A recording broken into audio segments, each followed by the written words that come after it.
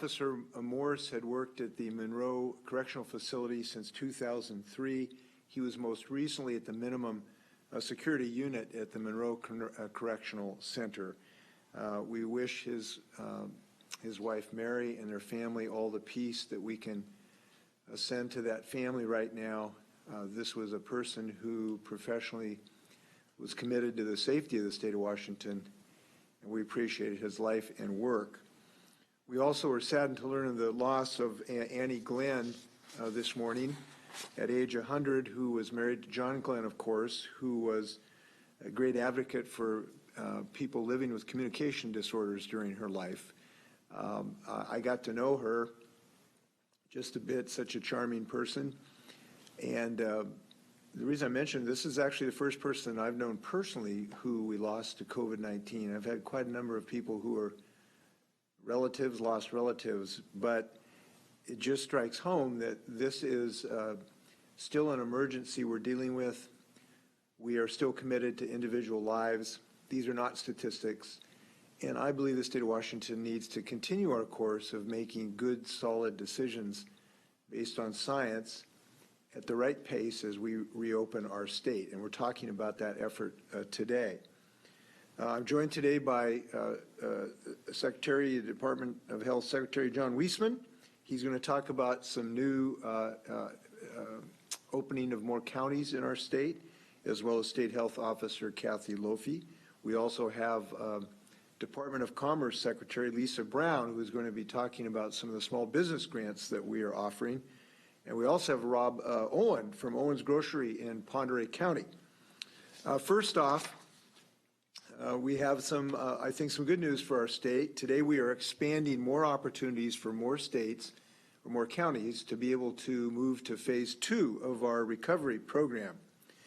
Today we're announcing new criteria that will allow 10 more counties to apply for a variance to allow them to move forward on their phase 2 operations. And they will be eligible to apply if they have less than 10 new cases per 100,000 residents over a 14-day span. This criteria for the next phase of our recovery plan is consistent with the CDC guidelines for opening regions nationwide. This obviously is happily going to allow more economic opportunity for states that can qualify, while still really providing the protections we need for the health of our citizens. So if I can show you the 10 counties that will be eligible to apply for these variances now on the map are Spokane, Adams, Mason, Thurston, Lewis, Clark, Clallam, Kitsap Island, and San Juan counties. We also will show you the graph now of all the counties that are either already have been cleared for phase 2 and the new eligible counties. So as of Monday, we have approved 10 counties to move into phase 2 of our 4-phase Safe Start recovery plan, and that's based on their population and lack of COVID-19 cases.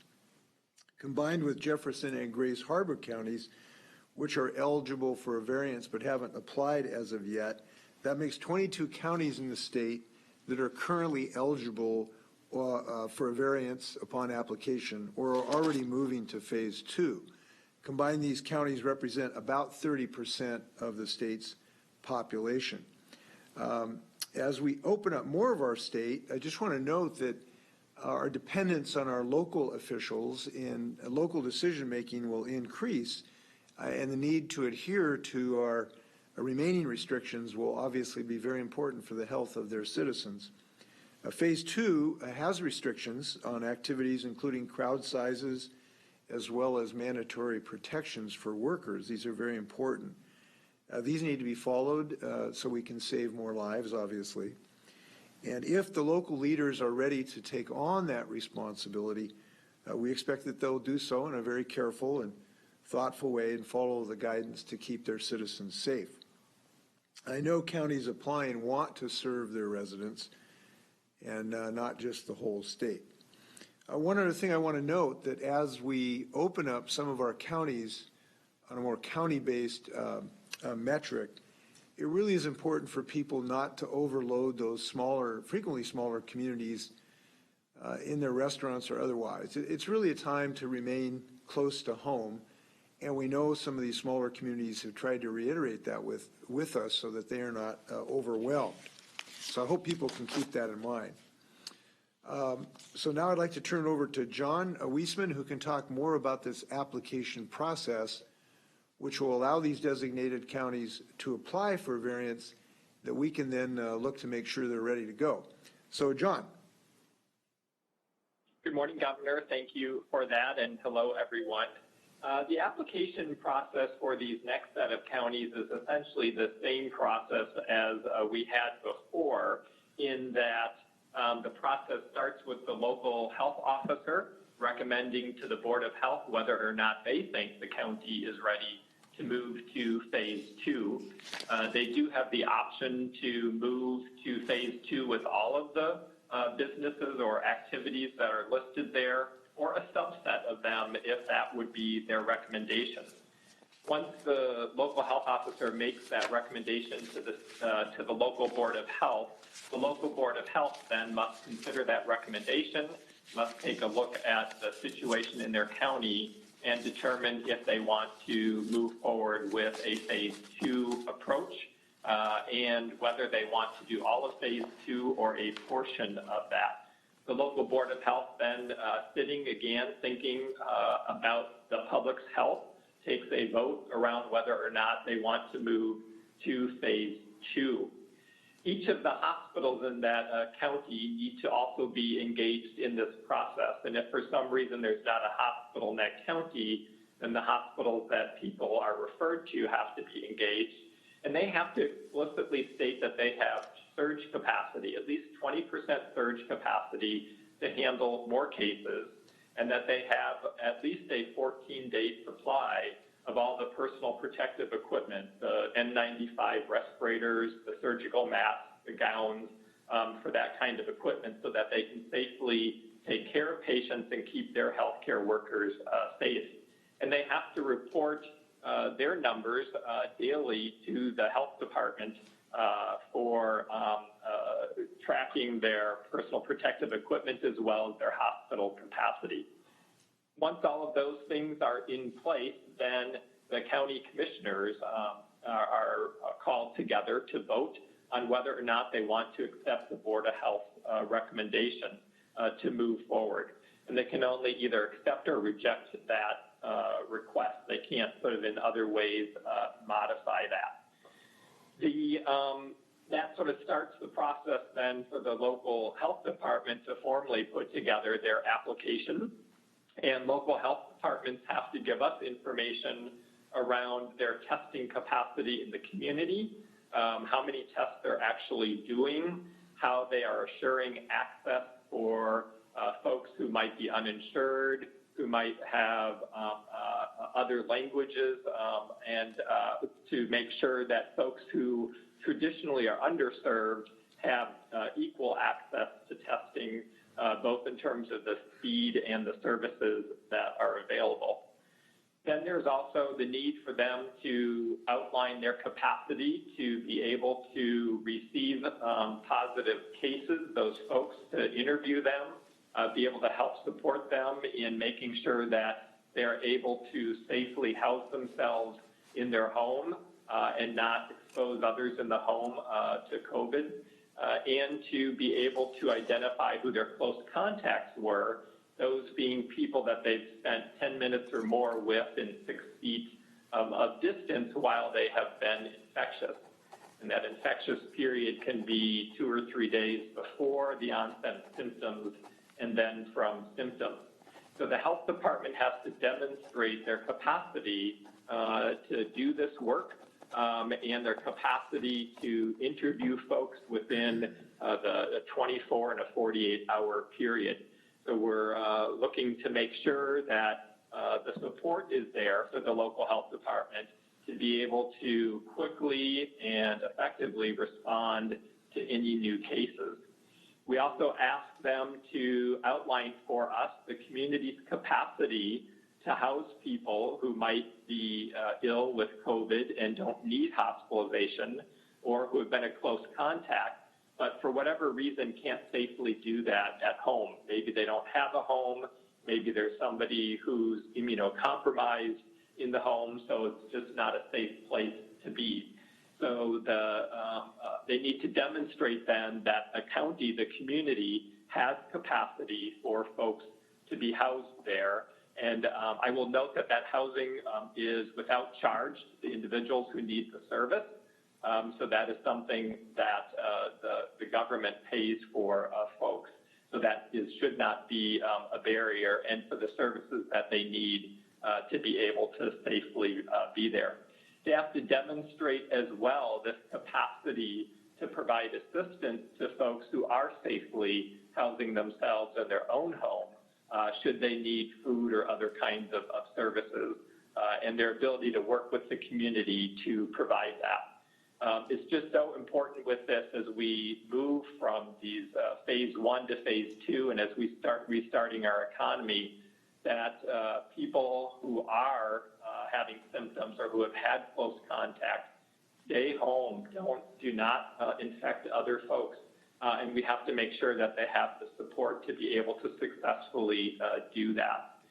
And then we also ask the health departments to indicate to us their capacity to perform outbreak investigations. So we know that COVID has not gone away. Even in these communities, there will be more cases. We need to, however, make sure that the community, that the health department is prepared to respond to an outbreak in a nursing home, a long-term care facility, in some kind of workplace, whatever that workplace might be, that might have a number of cases. And we're certainly seeing hotspots around the state in places like meatpacking and produce production places. So we need to make sure that a health department is prepared to quickly get on those, test people if necessary, put the control measures in place to see to it that it doesn't spread. So this really is a community effort. It requires our elected officials and others to support them. It requires them to support the community in implementing these safe behaviors in terms of returning to business. We know that everybody wants to be responsible, and we want to help people be able to follow those guidelines. So that's the process, and once those applications are completed, they're turned into the Department of Health for review, and then ultimately my decision-making around whether or not we think they are ready to move forward with safely being able to monitor the situation and respond. So with that, Governor, I'll turn it back over to you. Thanks, John, and thanks for your work on this. And by the way, we know next January you're going to another responsibility, and I want to thank you for what you've been doing for our state to date. I know you've been working really hard and in a very thoughtful way to have a public health expert who's nationally recognized, and you are. When I talk to Dr. Fauci and others, they recognize your talents, and we appreciate it, but you're not done. We know that. Look, this is really something we ought to feel good about in the state of Washington. The ability of people going back to work, the ability of people going back to restaurants after this most difficult time of economic anxiety and social distress. To be able to move forward like this is really something to celebrate. And we ought to do that. But I do want to just put my oar in the water on this issue that we do have to still recognize that we've made progress, but we're just so far from being out of the woods. I know some people sort of say, well, we should start worrying about the second wave of the virus. And when I hear that, I think, well, when did the first wave pass? Because it is not. We still are having somewhere 150, 200 people a day infected. This is not passed. We have flattened the curve, but it continues to haunt us and infect our communities. We have communities, and for instance, Yakima, one of the highest infection rates in the western United States right now. So I think this moment is, I hope people do enjoy sort of 1 point joy and celebration and maybe 2 parts responsibility, because our ability to really succeed now depends on these counties that are going to be able to go to phase 2. Their really responsible behavior is going to be a guide for the rest of the state and be necessary for us to ultimately succeed. So I think that cautious, well-informed, scientifically reasoned measures are what we're going to need these local communities to show the way forward for the rest of the state of Washington. And the reason is clear. This has been too painful. We do not want to do this twice. We want to get this behind us. So we're going to look forward to the leadership in these local communities as they move forward. We know the consequences of this is tough. I just this morning heard that there's some cities in Germany that are having to go back to lockdown. We do not want to have to do that. So we'll look forward to local leadership really helping us make sure that we continue this journey of beating this virus. Bottom line is we still live in the era of COVID-19. And we're going to continue to look at data and make adjustments. Again, all the metrics we rely on, we talked about some of them today, but they're available to the public on our COVID-19 risk assessment dashboard, and that's found at coronavirus.wa.gov. Now, we have some more good news. Early this year, we allocated $10 million in our strategic reserve fund to assist impacted small businesses, with grants of up to $10,000 apiece to help them through this storm. And thanks to the work of the Department of Commerce and Lisa Brown, I'm pleased to announce the first round to 501 grant recipients from 20 counties across the state. These include businesses in hard-hit industries like retail, restaurants, construction, hospitality, salons, gyms, and theaters. They also represent a very broad cross-section of the small business owners of Washington, women, minority, tribal, veteran-owned businesses. We know these businesses can use this money to pay rent and utilities and supplies and inventory and non-payroll expenses. And for many of them, we hope this is a bridge to get them to the other side of this crisis. So to talk about that, I'll turn this over to Lisa Brown. Thank you, Governor. You've described the program. I have to say, looking over the list of the businesses that are receiving the initial grants is a testament to Main Street USA and Main Street Washington. If you know a community, you will know some of these businesses because they are small businesses, sometimes family-owned, and they give each community its unique character. And we want to thank our partner organizations, which are the associate development organizations in each county of Washington State. Every county has one of these organizations, whether it's the Pend Oreille Economic Development Council or Greater Spokane Incorporated in Spokane County, and they were our partners in receiving the applications, making the first cut, forwarding them to us so that we can send them on to the governor's office. And they are the ones in touch with the businesses. I really, really appreciate the work they put in to this program. And also our business resiliency organizations that help us by being peer connectors to the small businesses in their communities, such as the Tacoma Urban League or the Tri-Cities Hispanic Business Council. They also assisted small businesses in receiving these applications and making recommendations. Now, we know this isn't enough with overwhelming need right now that small businesses have as they look at safely reopening for themselves, their customers, and their employees. They've got costs, and these $10,000 grants may not cover all of them. So we also want to acknowledge that there are other resources out there, and we will be working for continued resources, whether it's support from the federal level, more at the state level, and the support that's coming in from local governments and private philanthropy. And it's most important to us that we are able to maintain this connection with these small businesses, hear what their needs are, and help navigate through this really challenging time. So thank you, Governor, for giving us the opportunity to talk about this today. Thanks, Lisa, and thanks for having a well-considered way of this application process. We know in the grand scheme of things, this is not a giant number, but we do want to show our appreciation for the small businesses that are the heartbeat of our smaller communities. And we know what it means to them and their neighbors. We have one of those small business owners here with us, Rob Owen. Rob is the owner of a family grocery store in Newport in Ponderay County. His family store has been in business since 1938. And Rob, I wonder if you have a few comments. Yes, first off, I'd just like to thank the Ponderay County Economic Development Council and Jamie Wyrovic for helping us through the grant process, and the City of Newport and Russ Pelleberg, our City Administrator. Obviously, the state, Ms. Brown and yourself, Mr. Hensley, for allocating these funds to businesses such as ourselves.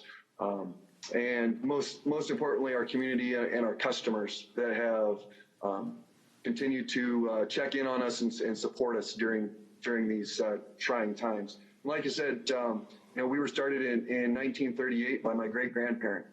I'm the fourth generation, and right now downstairs I have the fifth generation doing some real-world schoolwork, learning how to run a business. And I just can't begin to explain how much this community means to my family.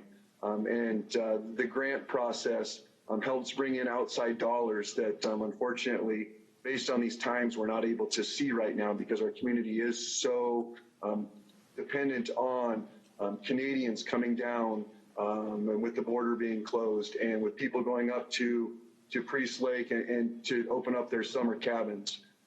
We rely on those outside dollars to come in, and so this grant will certainly help with some of those things. The challenges have been very, very great, but I promised my employees from all of this stuff taking place and from the day that you announced the strategies that you were going to take for this, and I promised my employees that I would keep them on the payroll and make sure that they have a paycheck coming in. But we still have challenges. Our main grocery supplier and our main retail supplier made a corporate decision to stop servicing businesses such as mine. They felt that they were overwhelmed. And so I placed an order, and then I was called by my sales rep, and I was told that don't expect to get product because we just can't do it. So for the last couple months, I've been driving to various retail outlets and wholesale places in Spokane to gather supplies to bring back to the community, so we can have items to put on our shelves and to supply our customers. Unfortunately, we don't have the multi-million-dollar budget that some of these larger companies have for advertising and those sorts of things. So we really rely on the word of mouth and our local customers. And when we don't have those products, it becomes trying to have them, they tell people, well, they're out of this or out of that. And so unfortunately, we do lose customers that way. And as this started to go, my business especially was coming out of our slow season. Typically, December, January, February are our slow months. So we use those summer months to build up a reserve to make it through those slow months. And we kind of had hit the bottom, and then unfortunately this pandemic hits, and we don't necessarily have the reserves to make it through this.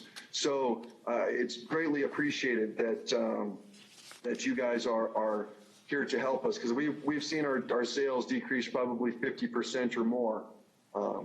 But again, my employees in this community mean so much to myself and my family that we're committed and we're very thankful for the small business grants, because I look at some of the federal things and they talk about small businesses being 500 employees or less, and I just laugh at that, and I think I have 6.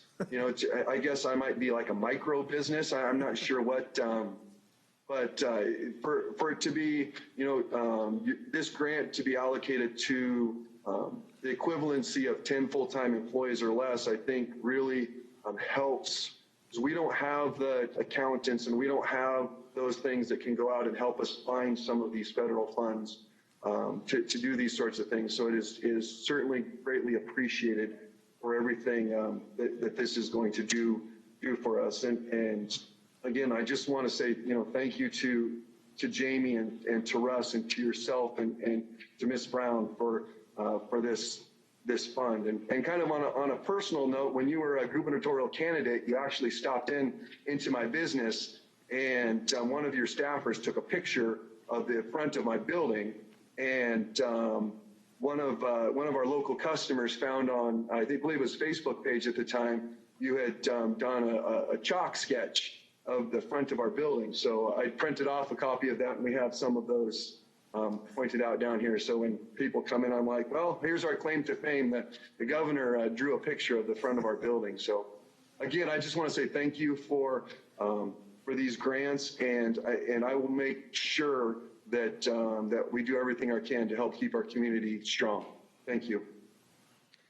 Rob, that was so inspirational to hear your story, and we want to make sure that you get several more generations at that store. You just pointed out everything that's great about small businesses and small towns. That you kind of remind me of George Bailey and It's a Wonderful Life. You just keep your whole community going.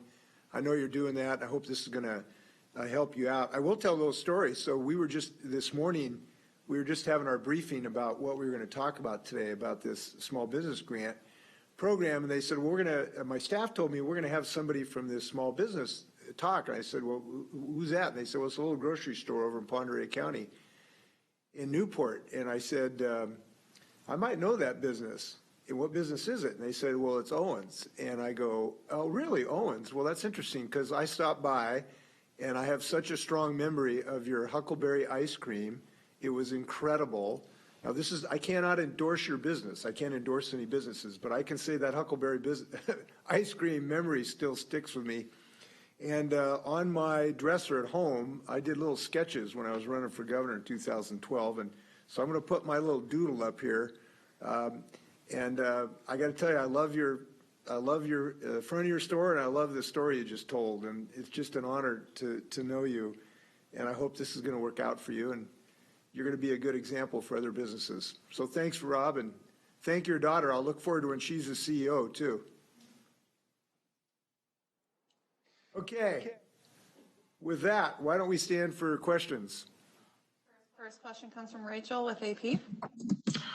Governor, will different criteria apply to the larger counties moving to phase 2, or will they also be eligible once they have the same ratio of new cases based on population over that 2-week period? And then a question for Secretary Weissman or Kathy Laffey. Will the state be able to test every nursing home resident and staffer by May 25th, which is recommended that the White House made last week? And will the state then be able to test every nursing home staffer on a regular basis afterward? I'll start. So basically, our intention at the moment is to have this criteria as we move forward and potentially other counties. I will hasten to say, though, that this is always subject to change depending on what's happening with the virus. And so that's our present thinking, but we have to look at what's happening to the virus, and it could change up or down as time goes on. But we think this is a very scientifically credible, thoughtful way to make decisions, and I'm pleased on how we've done that. So John or Kathy, you want to talk about long-term care facilities?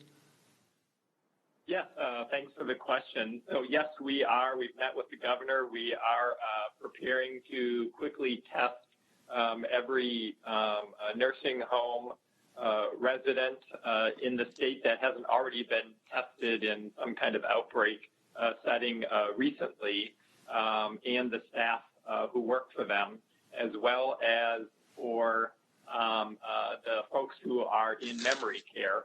That's going to be the first out. We are working on an announcement about that.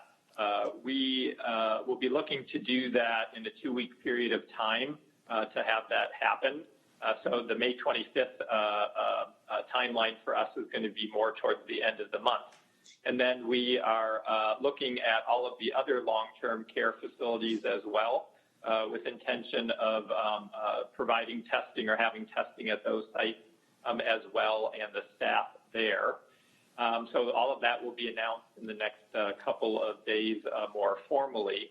And we are then looking at a plan to be able to have those staff retested on a periodic basis. So yes, we are moving in that direction. We think that's a good policy, and are ramping that up. Of course, all of this does depend on testing supplies, and I know the governor's had conversations about this in the past, and we continue to work on that as well. Yeah, just a note on testing. The limitation to date has been on not having enough testing capability to do these long-term care facilities. And we think now that we've been able to get a little more equipment for the sampling, because we've built the analytical capability, as you know. In fact, we were getting a new machine from a manufacturer in Switzerland, from Roche, for the University of Washington, I believe. I had conversations with the CEO about that. So we've had good analytical capability, but as you know, we've not had the swabs in the test kits. We've had a little improvement of that. We've got the second shipment from the federal government of about over 100,000 swabs that came in either yesterday or the day before yesterday. And those were, we think, the kind we really need, the nasopharyngeal, to do this kind of testing. So we're pleased that that testing capability is going up to be able to do this. I want to reiterate, though, is we still are a long ways from having the testing capability that we actually need. And that's why we continue to ask the federal government to increase the manufacturing of this material so that we can get all the test supplies we need, including not just medical facilities, but in fruit packing plants and meat packing plants and manufacturing plants, where having testing is very important to our reopening criteria. So that remains a very high priority. Now, we are also buying this material itself as a state. We're buying this material from sources all around the world, and that has been a central intention of us from day one. And of course, that's not without its glitches either. We have hundreds of thousands today in a warehouse, but it hasn't been cleared by the federal government to use them yet. And so we hope that hurdle can be overcome as quickly as possible. So we have a lot more work to do on testing. Next question comes from Jim with the Spokesman Review. Governor, two questions, if I could. One sort of a detailed question. Spokane County has already submitted a request to go to phase 2. Will it have to reapply, start from scratch, or really amend the application that it already submitted? And then for these communities, if they have businesses that are already opening in phase 1, we have some bars and coffee shops that have opened in the Spokane area.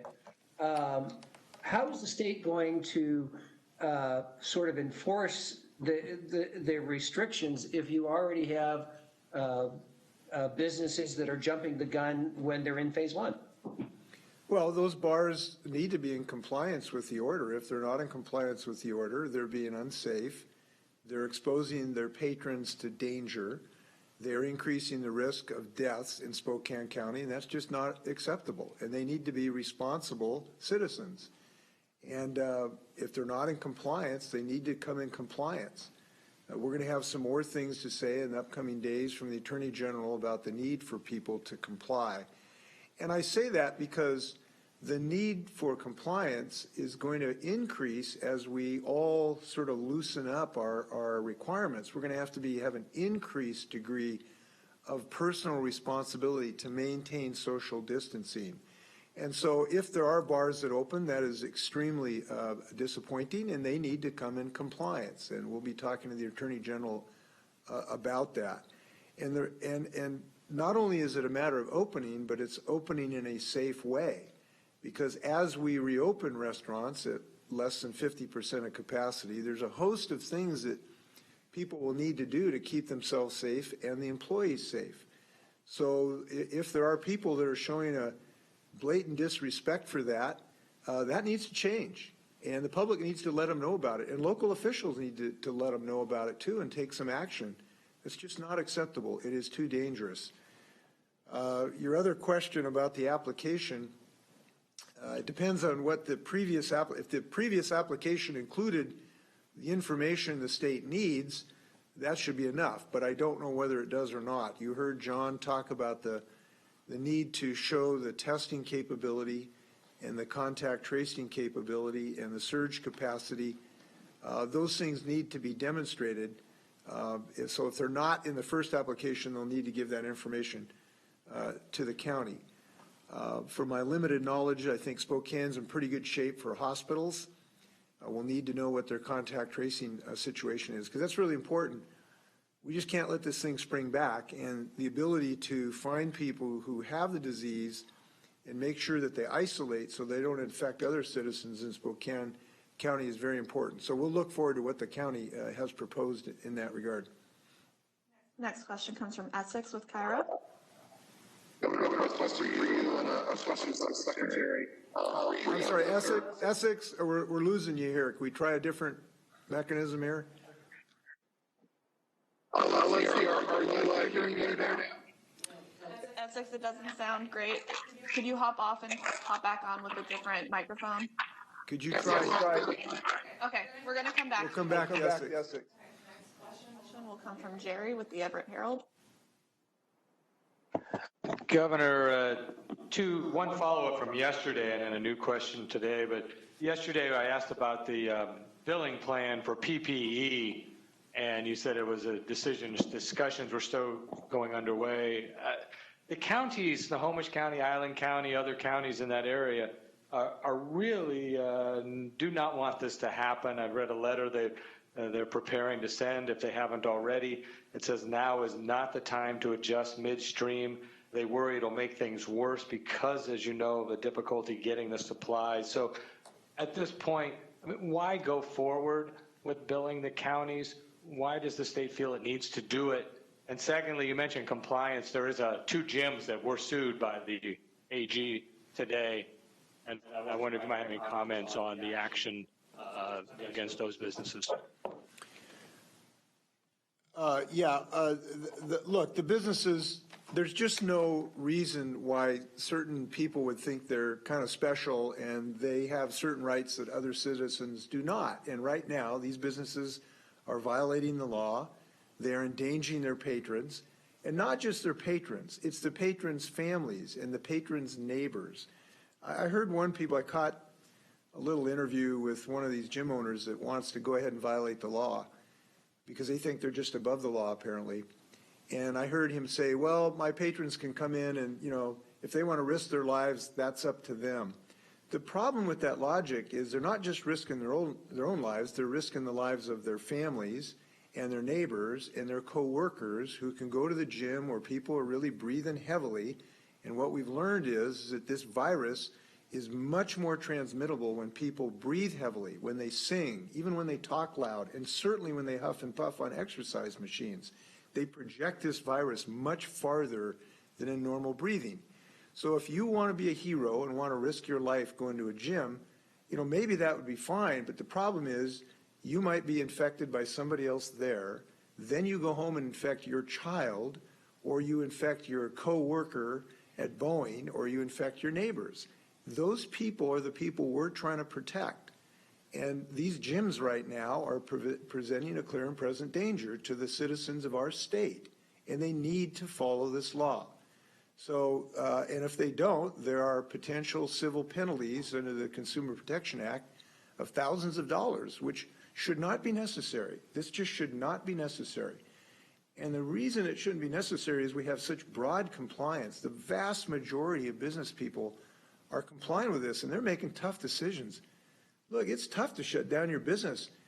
You got payment, you got people you need to pay the payroll. This is hard. They're making some really hard decisions, and because they're being responsible. So for some irresponsible business leaders to besmirch the ones that are being responsible, that just won't stand, and they need to change their behavior. The question on the county, We have not actually made a demand right now. We are considering this issue. The reason it is at least being considered is that there are new dollars coming in from the federal government that might be able to basically reimburse the county so that the county really doesn't have any additional new responsibility financially, because they can use the new federal money to fulfill that whatever percent they might be called upon as their match. But we have not made that decision yet. We are continuing to talk to counties. And so this is just something that we haven't decided yet.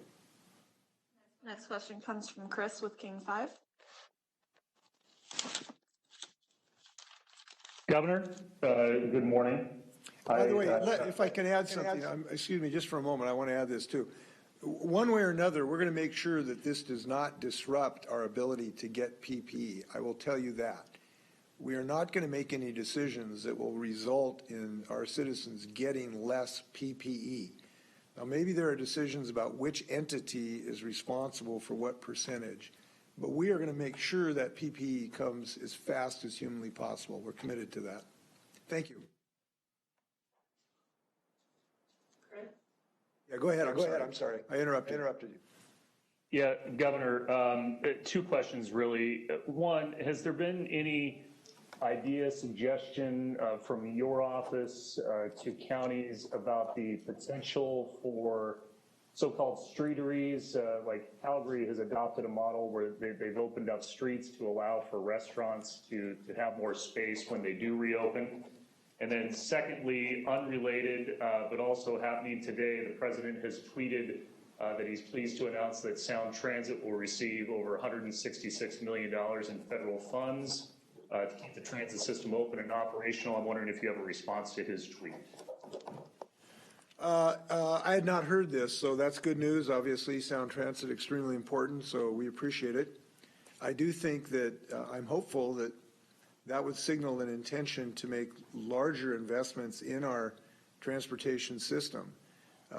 So that sounds good, but it'll be even more helpful if the administration really will work with Congress to do a major infrastructure package for rebuilding our transportation system in the United States, including public transportation.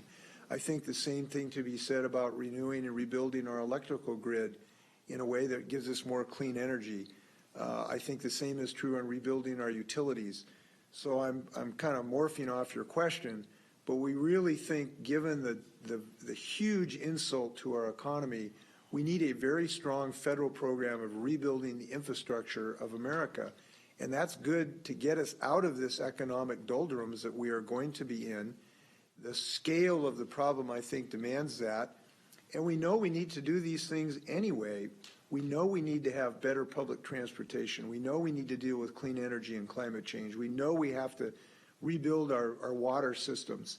And so we're hopeful that the federal government can work to do that in the upcoming several weeks and months. And we're hopeful that the House bill that passed, which will really help our local communities provide for teachers and firefighters and police and correctional officers, that the Senate will take that up and pass that. We are in dire straits in our state. Both Republican and Democratic governors are banging that drum about how tough a shape we're in. And so I'm really hopeful that the Senate will follow the House and help these local communities do the things that they so desperately need.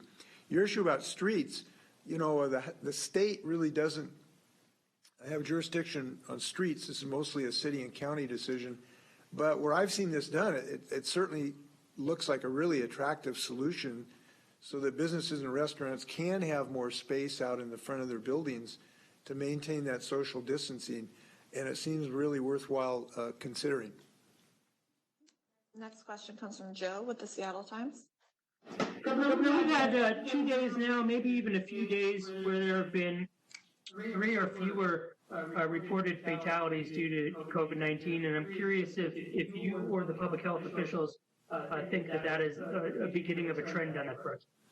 Well, we certainly hope so. You know, I just, every day when I open up, I get the EPI report every afternoon, late afternoon, and when I look at those numbers, it's just, you know, your kind of heart stops for a second to figure out the situation. And it has been gratifying. Obviously, any death is enormous loss, but those numbers do appear to have come down in the last week and a half.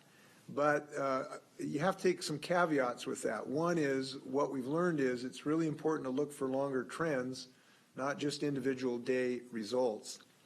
And there is other good news besides the apparent reduction of fatalities, in that we still have a downward trend, it looks like, on our percentage of hospitalizations that are with COVID illnesses.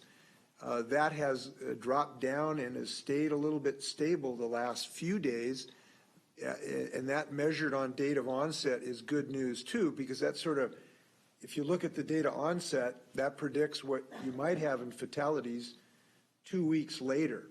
So there's another piece of good news.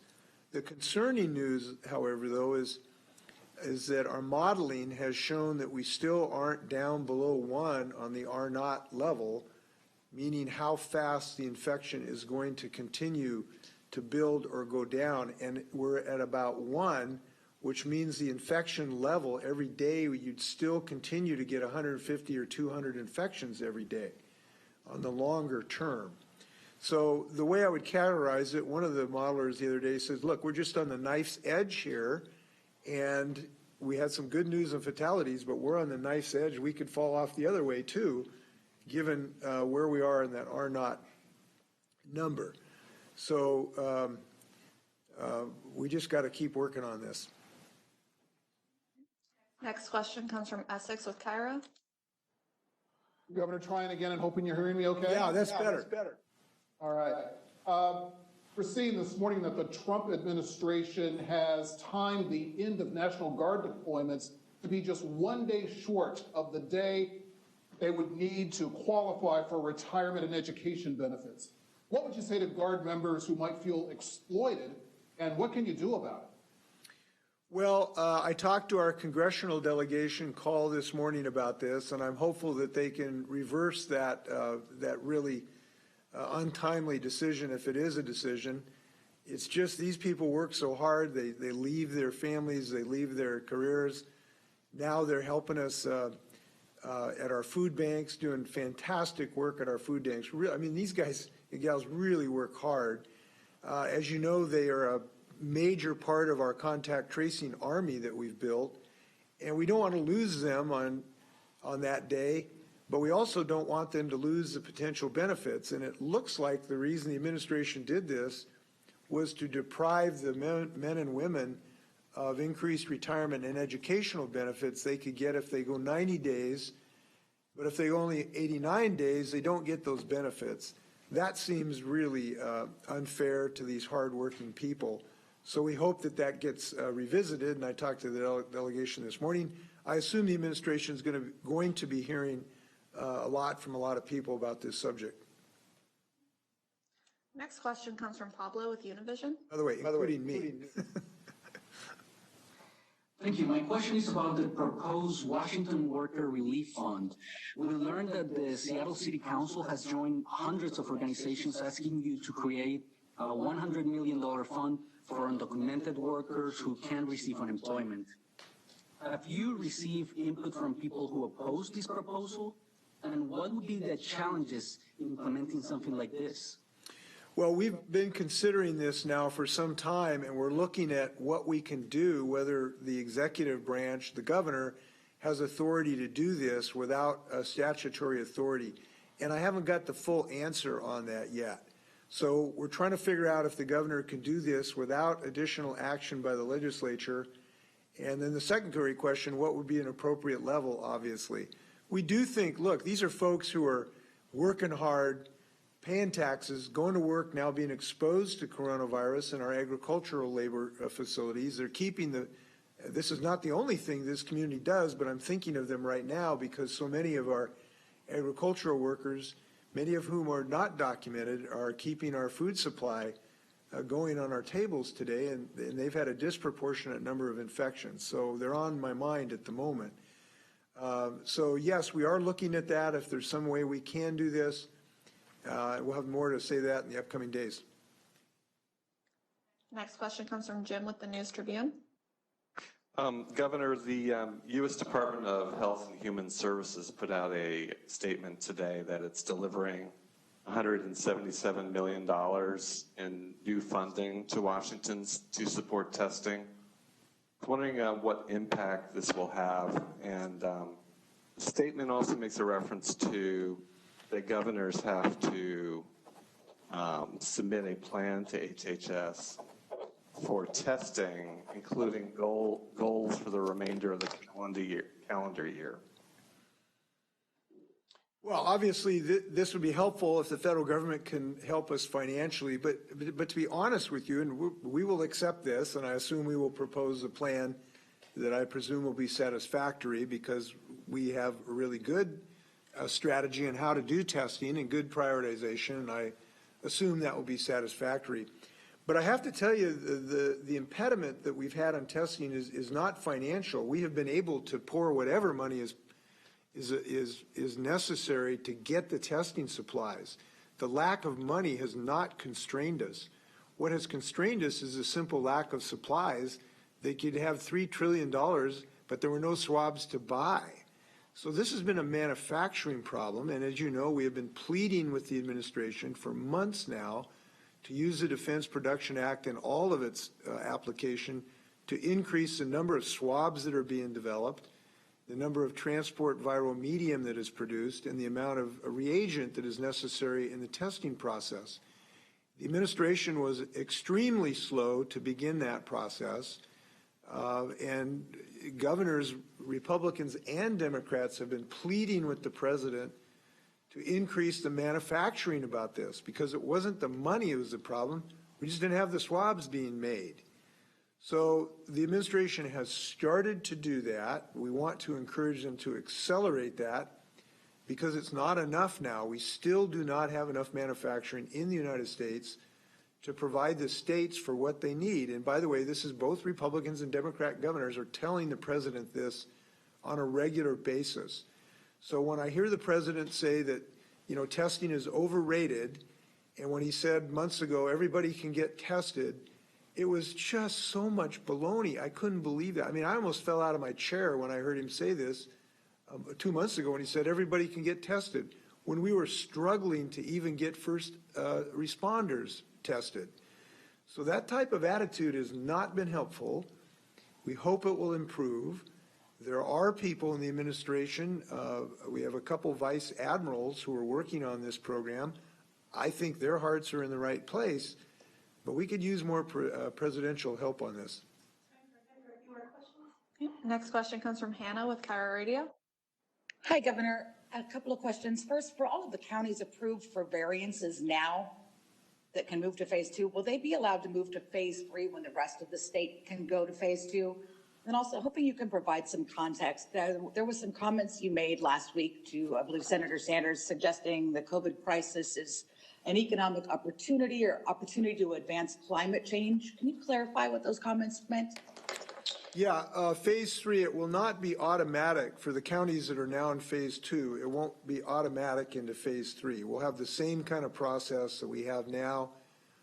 And they might be able, it might be coincidence, so they might be able to do that at the same time, but it's not necessarily linked. We'll continue to look at this on a data-driven process. Look, it is really clear that our nation needs at least a couple things right now.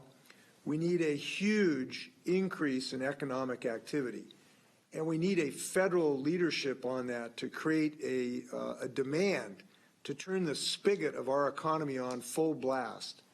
We need, I believe, something of the scale of the thing that did get us out of the first Great Depression. I studied economics at the UW. I don't consider myself an economist, but I do believe that we know that what really got us out of the Great Depression was World War II and the massive investment in the armament that helped us maintain freedom. That put millions of Americans to work. It put money in their pockets, and it was the shot of adrenaline that really restarted the U.S. economy. It just kind of stumbled along for years until we got that huge infusion of new demand. I believe that we need a similar effort for other things that the nation needs right now. And there are several things that we know that we need. I made reference to some of them a little bit earlier. We know we need a huge infrastructure project to rebuild the transportation infrastructure of our country. Anybody who's suffering their commutes right now on I-5 or I-405 recognizes the need for additional infrastructure. You look at the West Seattle Bridge, incredibly expensive project that we need to rebuild, and hopefully that we can do that. The need to rebuild the bridge over the Columbia River on I-5, which is a project of statewide significance. That bridge was built during the Woodrow Wilson administration. It needs to be replaced. So we have enormous needs for transportation infrastructure. We have enormous needs to rebuild our energy system so that it is less polluting and more healthy. And that is a nationwide need. It predated the COVID crisis because the climate crisis predated COVID. But the opportunity to build our economy helps our economy as well as the health aspects of climate change. And we know we need to rebuild our utilities. Our water and utilities and sewer systems are decrepit. If you ever look at the Society of American Engineers, they do a study and they evaluate the utilities and they give almost everywhere a D because they're old and they're falling apart. So the point of comments I made the other day was this is a moment where we should not allow the opponents, the people who deny climate change, to use the COVID as an excuse not to deal with climate change. That was my point. And the point is that this is going to help rebuild our economy. And I really fundamentally believe that. Last question. Final question comes from Austin with Northwest News Network. Oh, hi, Governor. I'm curious whether you are contemplating some sort of statewide mandate that people wear masks as we start reopening the economy. But also more to the point about your announcement today regarding these additional counties, what about the other 17 counties, which comprise, I think, about 70% of the population? How likely are they to be moving to phase 2 towards the end of this month into early June? Yeah, on masks, we're going to have a little more to say about this, but our thinking at the moment is to basically have a requirement that businesses make it clear that they encourage their patrons when they're inside to wear face coverings and masks. We think that's the right approach. We want to have broad uses of masks when we're inside in public. We've learned that inside conditions keep the virus in where it hovers. And as we learn more about this virus, we've learned that it's more transmittable than we knew. That even breathing and talking loud even projects things further. And so we do think the very wide use of face coverings and masks is extremely important, and the scientific community now supports that.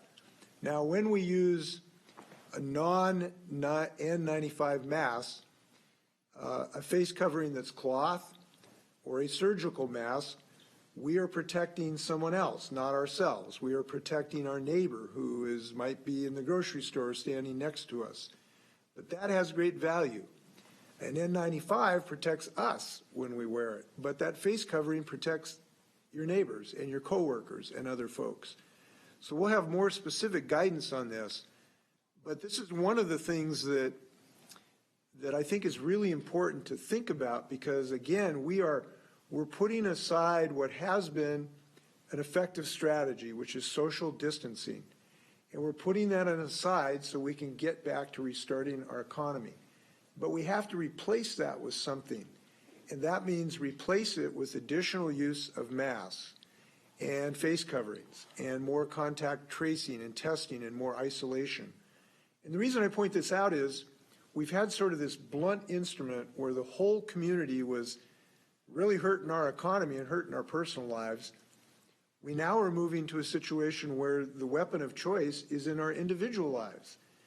And that kind of means we all are going to have to think about the things we can do in our personal lives, using masks, maintaining social distancing, still thinking about how we orient our offices so that people aren't exposed. Maybe you don't have to need your mask when you're sitting at your desk, but look at when you're in the lunchroom and you're sitting next to people or even congregating, those masks have real value. So we are going to have, at the moment, this is not a decision, thinking about requiring businesses to encourage customers on a voluntary basis to help out in this regard. As far as the other counties, so the other counties unfortunately have too high infections to justify moving to phase 2 at this moment. But hopefully their numbers will come down over time, and we look at them on a daily basis. And there has been some progress in this regard. So we'll continue to monitor them and look at them. We are hopeful that we can, in many, if not all of these counties, move forward on June 1. But we cannot predict the status of the virus on that date. No one can.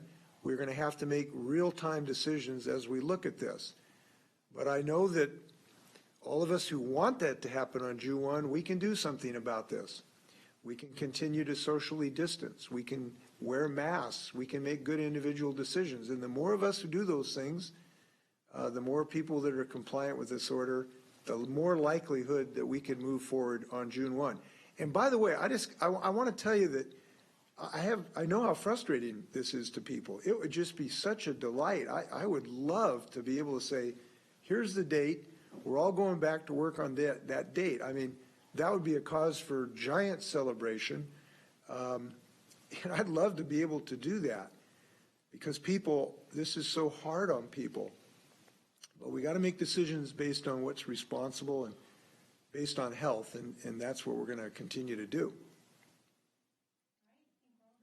With that, thank you very much. Please wash your hands.